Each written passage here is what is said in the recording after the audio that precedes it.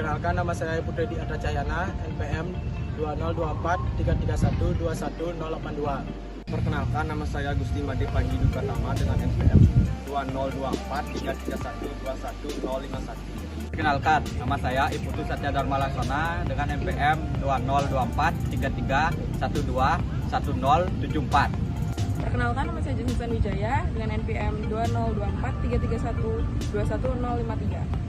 Perkenalkan, nama saya Gerlivia Putri Natasha dengan nomor NPM 2024-331-21047. Perkenalkan, nama saya Gusti Ayu Pujana Pratnya Dewi dengan NPM 2024-331-21174. Perkenalkan, nama saya Gusti Ayu Kadek Kamartini dengan NPM 2024-3312-1057. Kelompok kami mengusung tema tempat usaha Hiburan di Bali Yang mementingkan Keuntungan. Dibandingkan perayaan keagamaan.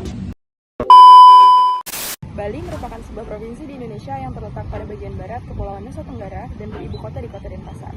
Pulau Bali yang merupakan pulau terbesar di Provinsi Bali memiliki beberapa julukan, di antaranya Pulau Dewata dan Pulau Serigapura. Hal tersebut didasari dari ritual keagamaan masyarakatnya yang mempengaruhi hampir setiap unsur dan gerak kehidupan di dalamnya. Falsafah hidup yang umumnya diamini oleh masyarakat Bali adalah Trihita, karena falsafah tersebut memuat 3 unsur pembangunan, keseimbangan, dan keharmonisan, yakni hubungan antara manusia dengan Tuhannya, manusia dengan lingkungannya, serta sesama manusia. Sebagian besar dari perekonomian masyarakat Bali ditopang oleh industri pariwisata. Daerah yang cukup pesat mengembangkan industri pariwisatanya adalah Denpasar. Namun, belakangan ini, pemerintah telah mengupayakan kawasan-kawasan baru yang dikembangkan untuk mendukung sektor pariwisata seperti ekowisata Ubud, Nusa Dua, Seminyak, Jimbaran, dan masih banyak tempat lainnya. Bali adalah primadona pariwisata yang sudah terkenal oleh seluruh dunia. Selain terkenal karena keindahan alamnya, terutama pantai, Bali juga terkenal dengan kebudayaan dan kesenian yang unik dan menarik. Tidak ada tempat wisata lain seperti Bali. Perpaduan yang ajaib antara kebudayaan yang penuh warna, penduduk yang ramah, alam yang menakjubkan, serta beragam aktivitas yang tak terhitung jumlahnya.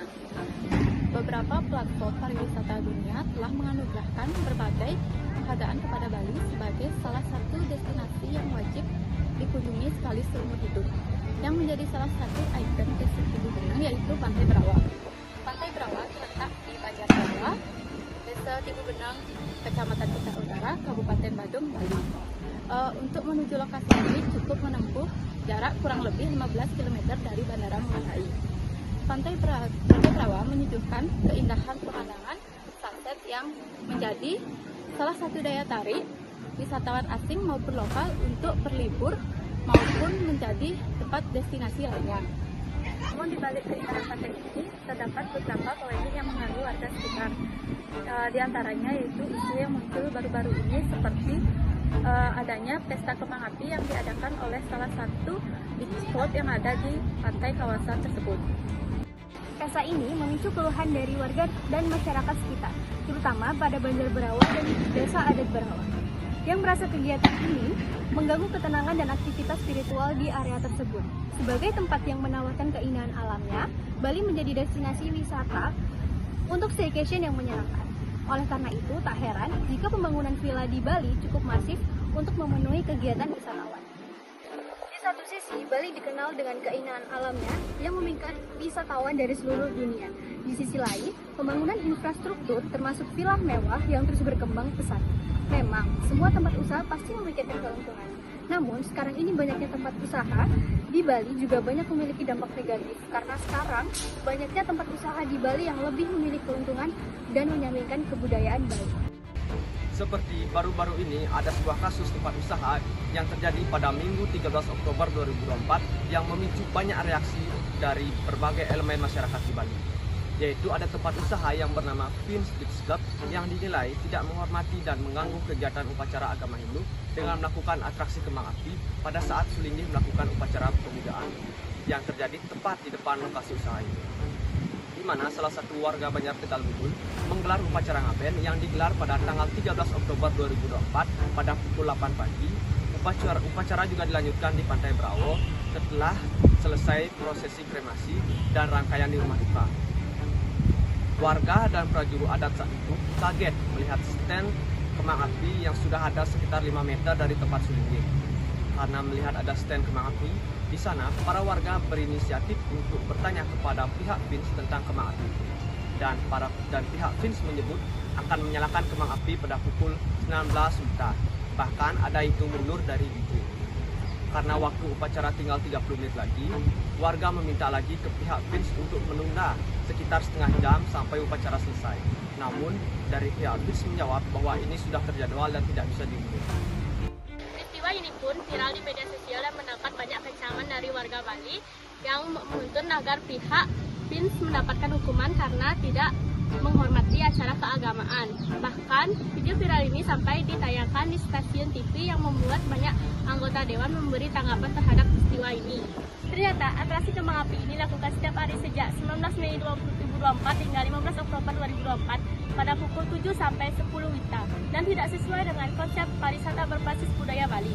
Dan itu, manajemen Vins Beach Club menggunakan area publik seperti pantai sebagai tempat peluncuran kembang api tanpa izin.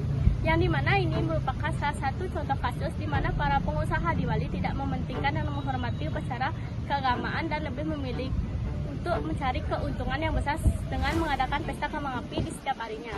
Peristiwa ini pun membuat banyak pihak mulai dari DPD dan DPRD memberi teguran kepada pihak Vins Beach Club untuk tidak melakukan pesta kembang api setiap hari lagi.